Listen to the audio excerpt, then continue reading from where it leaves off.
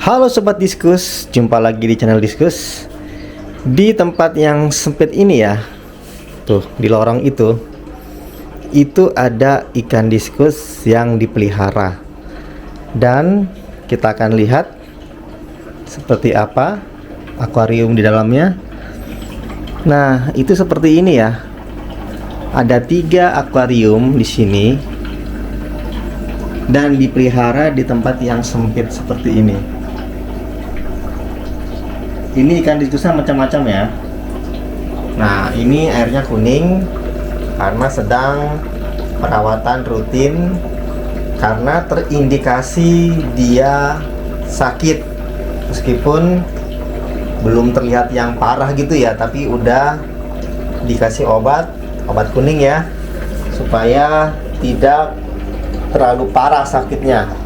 Sementara yang ini dia sehat semua. Jenisnya pun bermacam-macam. Ada pigeon, ada leopard, ada pantera. Sekarang saya akan memberikan info kepada kalian yang mungkin ingin memelihara ikan diskus di tempat yang sempit seperti ini. Ini di gudang ya. Ini dinding satu, dinding yang ini itu jaraknya hanya 1 meter ya.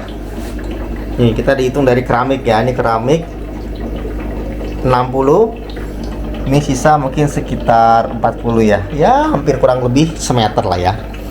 Nah, yang pertama adalah perhatikan raknya ya. Raknya harus seperti ini, agak slim ya, ramping. Untuk diskus dia tidak harus yang terlalu lebar ya. Ini hanya lebar kurang lebih 30 cm. Kemudian panjang ke sini itu 60 cm dan tingginya ini sekitar ya kurang lebih 45 lah ya, sampai 40 cm. Kemudian yang ini lebih kecil lagi, ini 40, ini 30, tingginya pun 30 ya.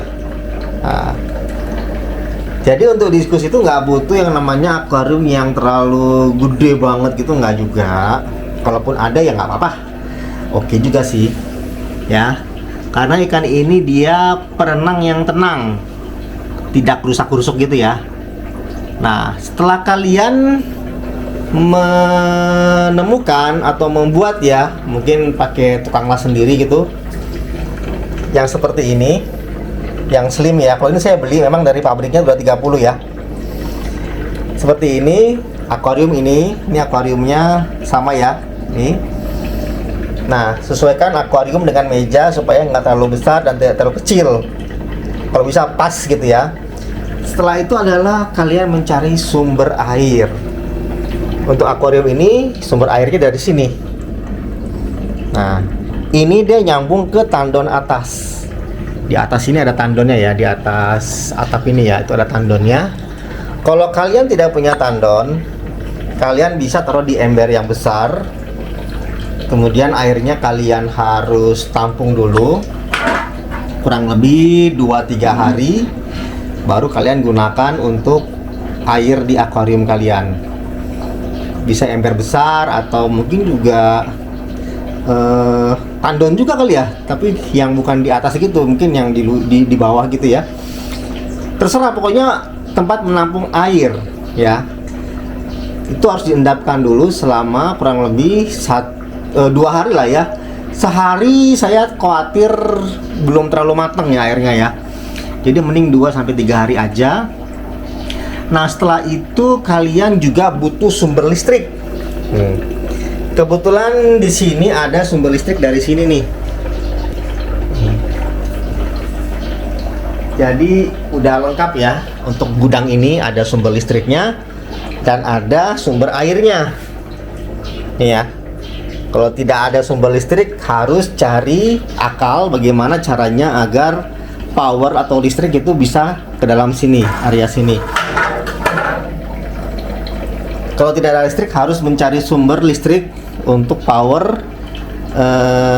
listrik di area akuarium ya. Karena di sini menggunakan aerator seperti ini.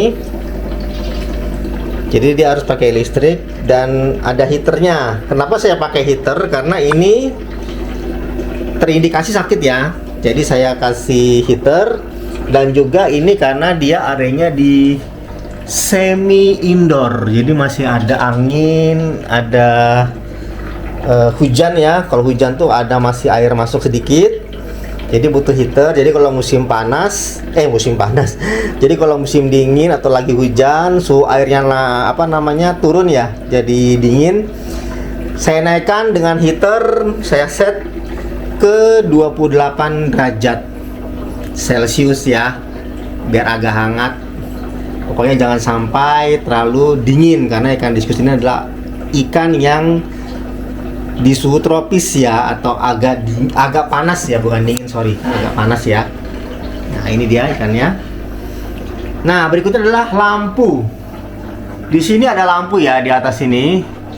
Kalau kalian tidak ada lampu ya otomatis harus punya lampu akuarium supaya terlihat lebih cantik.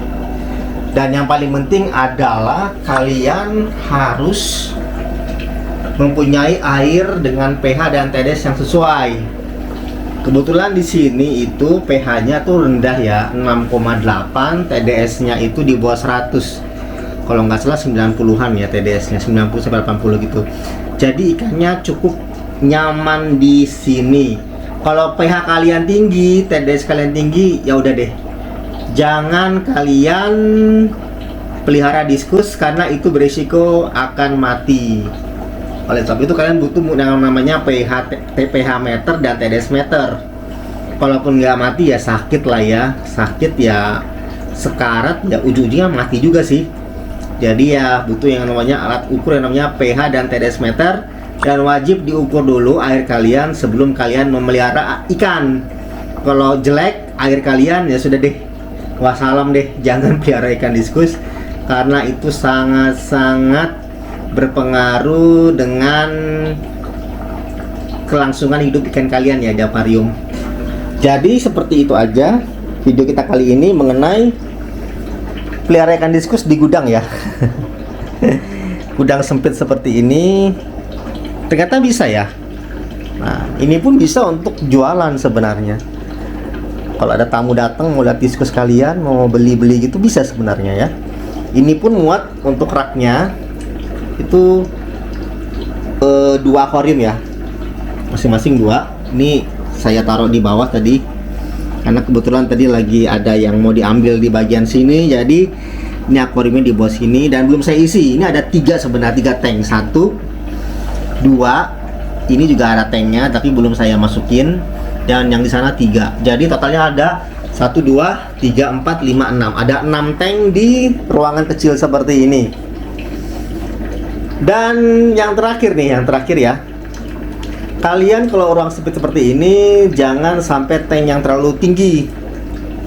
Takutnya kalian sempit ketika menguras ikan, ganti air gitu, agak susah ya manjat ke atasnya ya. Mungkin pakai tangga, mungkin sempit karena dindingnya nih nggak lebar ya, kurang lebih 1 meteran lah ya. Nah jadi pakai yang model pendek ini aja gitu.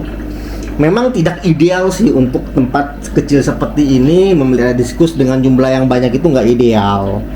Tetapi ini bisa menjadi solusi kalian atau bisa menjadi cara kalian untuk memelihara ikan diskus di tempat yang sempit seperti gudang seperti ini ya. Kalau rumah kalian sudah sempit, kamar-kamar, ruang tamu, ruang makan dan lain sebagainya udah sempit, udah pas-pasan lah ya, sudah tidak ada lagi tempat buat taruh akuarium, ya udah mungkin ada bagian sempit di rumah kalian bisa dimanfaatkan untuk membuat tempat ikan diskus ya.